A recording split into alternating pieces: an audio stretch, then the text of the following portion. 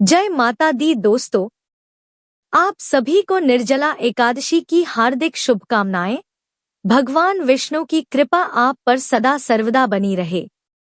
दोस्तों, आज हम इस वीडियो में बात करेंगे निर्जला एकादशी साल 2025 में कब मनाई जाएगी। 6 जून को या फिर 7 जून को निर्जला एकादशी का व्रत किस दिन रखना सर्वश्रेष्ठ होगा, क्योंकि इस बार निर्जला एकादशी की तिथि 2 दिन पड़ रही है, जिस वजह से निर्जला एकादशी का व्रत किस दिन रखा जाए इसको लेकर बहुत कंफ्यूजन की स्थिति बनी हुई है।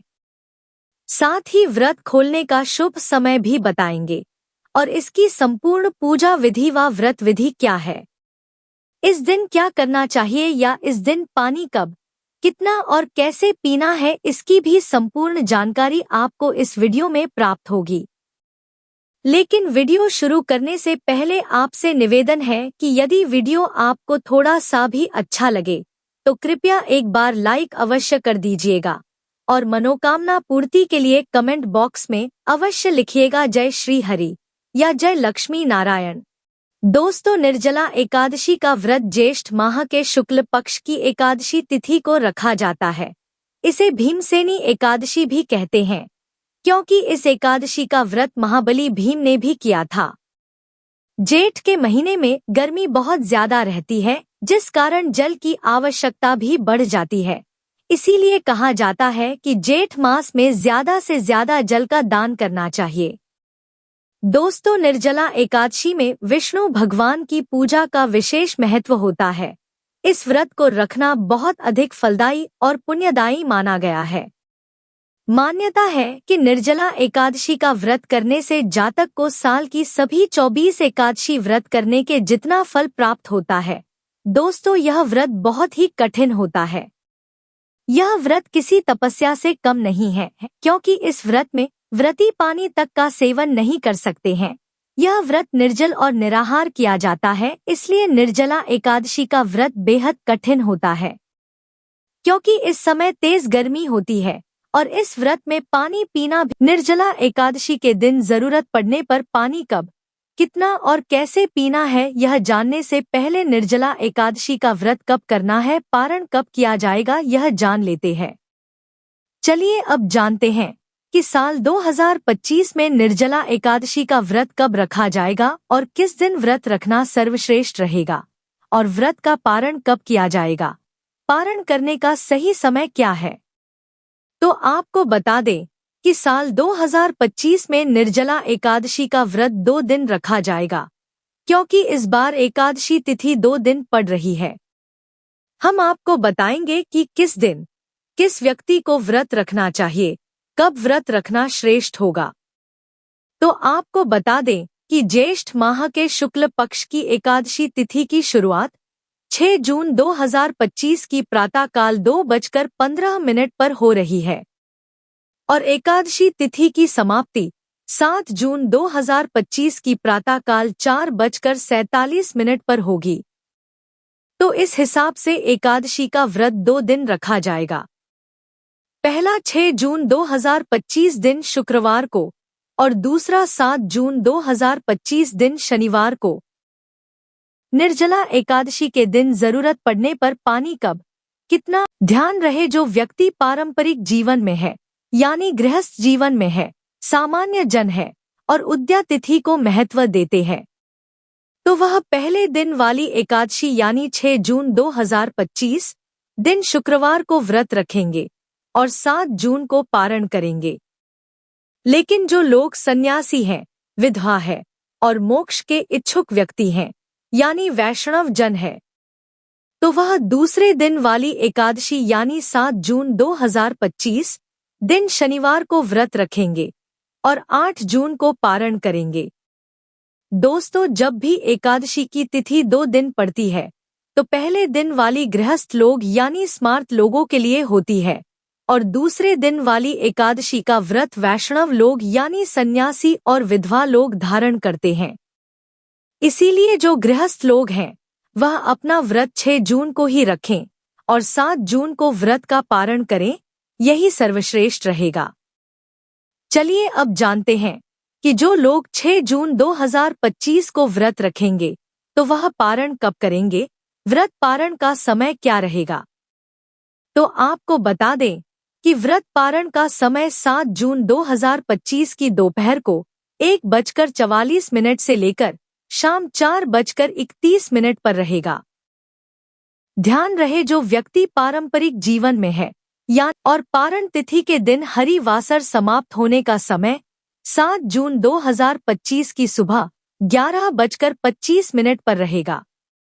वहीं जो लोग 7 जून को व्रत रखेंगे तो उनके लिए व्रत पारण का समय 8 जून 2025 की सुबह 5:23 से लेकर सुबह 7:17 तक रहेगा और पारण के दिन द्वादशी समाप्त होने का समय 8 जून 2025 की सुबह 7:17 पर रहेगा।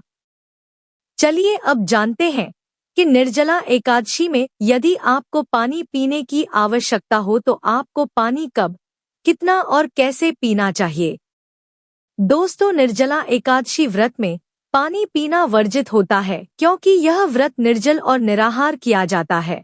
इस व्रत में एकादशी के सूर्योदय से लेकर दूसरे दिन यानी द्वादशी के सूर्योदय तक जल का त्याग करना चाहिए और अगले दिन यानी द्वादशी तिथि को सूर्योदय के बस ध्यान रखें कि आचमन के तौर पर ही पानी ग्रहण करें। यह नहीं कि आपने ज्यादा पानी पी लिया। इस बात का आपको विशेष ध्यान रखना है कि आप सिर्फ कुल्ला या आचमन ही करें, न कि पानी पिए। या आप ऐसा भी कर सकते हैं कि जब आप व्रत का संकल्प लें तो उस समय तक का ही लें जितनी देर तक आप निर्जल व्रत रख सकते हैं। जैसे आप शाम तक निर्जल रह सकते हैं तो वैसा ही व्रत का संकल्प ले लें और शाम की पूजा आरती के बाद जल ग्रहण कर सकते हैं। या आप रात 12 बजे तक निर्जल रह सकते हैं तो वैसा संकल्प भी ले सकते हैं। और अगर आप इस व्रत को निर्जल नहीं कर सकते तो आप फलाहारी व्रत का संकल्प करें।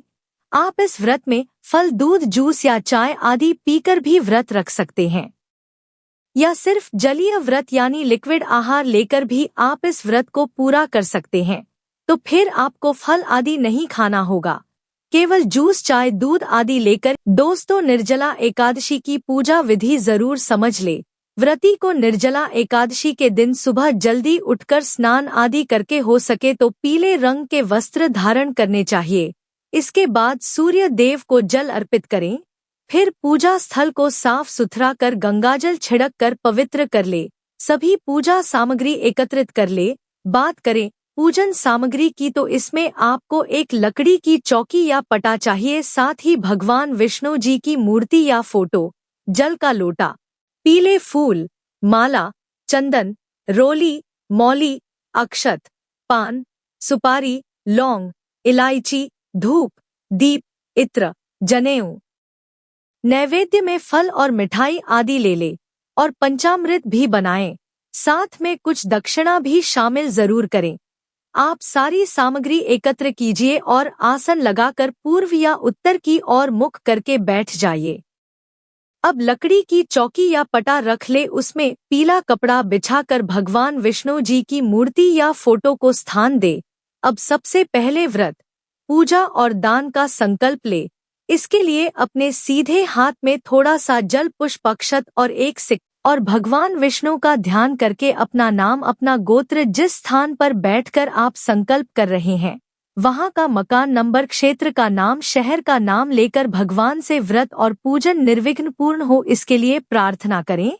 घर परिवार की खुशहाली की कामना करें। अगर कोई विशेष मनोकामना है तो उसे भी बोलिएगा। अब संकल्प की सामग्री भगवान के चरणों में अर्पित कर दीजिए। इस प्रकार से आपको संकल्प करना है।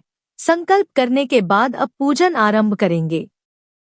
सबसे पहले भगवान विष्णु जी को जल अर्पित करेंगे। इसके बाद पंचामृत से भगवान को स्नान कराएंगे। आप पंचामृत में कच्चा दूध, दही, घी, शहद, शक्कर शामिल करें।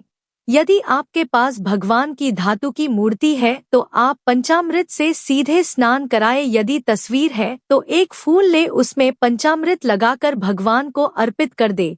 पंचामृत से स्नान करने के बाद पुनः शुद्ध जल से स्नान कराएं यानी शुद्ध जल अर्पित करें। अब भगवान को वस्त्र के रूप में मौली का टुकड़ा अर्पित कीजिएगा। अब भगवान को यज्ञोपवीत यानी जनेऊ अर्पित करेंगे। जनेऊ पर पहले रोली लगाकर तिलक कर दीजिएगा। इसके बाद शुद्ध घी अब पुष्प व रुई में थोड़ा इत्र लगाकर भगवान को अर्पित करें। इसके बाद रोली या चंदन का तिलक लगाए, अक्षत अर्पित करें और भगवान को पुष्प माला चढ़ाए।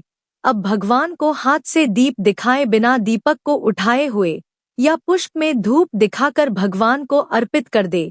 अब भगवान को भोग लगाए। इसमें आप फल, मिठाई, मिश्री, बताशा और भगवान जी को पंचामृत का भोग जरूर लगाए। साथ में तुलसी का पत्ता जरूर रखे। भोग लगाने के बाद जल का आचमन करें। इसके बाद भगवान को तांबूल यानी कि पान के पत्ते पर 2 लौंग, 1 इलायची, 1 सुपारी रख कर अर्पित करें। इसके बाद अपनी इच्छानुसार भगवान को कुछ ना कुछ दक्षिणा भी अर्पित करें। साथ में आप जो कुछ इस दिन दान करने वाले हैं वह सामग्री भी पूजन स्थल पर जरूर रखें, उसका भी पूजन करें। जैसे आप जल कलश यानी घड़ा दान करने वाले हैं तो उसे पूजन स्थल पर जरूर रखें। इसके बाद हाथ जोड़कर भगवान से प्रार्थना कीजिए, हे भगवान हमारे व्रत और पूजन को स्वीकार करें। पूजा में कोई चूक हो तो क्षमा करें। अपने मन की इच्छा को भी बोले। इसके बाद निर्जला एकादशी की कथा पढ़े या सुने। अब आप भगवान की आरती करके विधिवत पूजा को संपन्न करें। अब इसके बाद शाम को भी भगवान की पूजा आरती भोग जरूर करें। फिर रात्रि में जागरण करके श्री हरि के नाम का भजन करना चाहिए। दोस्तों अब बात करते हैं एकादशी के व्रत पारण की। एकादशी के व्रत का पारण कब और कैसे करना चाहिए? दोस्तों एकादशी व्रत का पारण हमेशा एकादशी के अगले दिन यानी द्वादशी तिथि में शुभ मुहूर्त में ही करना चाहिए। आप इस दिन सुबह स्नान करके भगवान विष्णु जी की विधिवत पूजा अर्चना करें। इसके बाद जल के साथ तुलसी के पत्तों के साथ पूजा करने के बाद आप जल के साथ तुलसी के पत्तों से निर्जला एकादशी के व्रत का पारण करें। ध्यान रहे कि तुलसी के पत्ते आपको दांतों से नहीं चबाने हैं, बल्कि पानी की मदद से उसे निगलना चाहिए। आप निर्जला एकादशी के व्रत का पारण तुलसी व जल के साथ कर सकते हैं।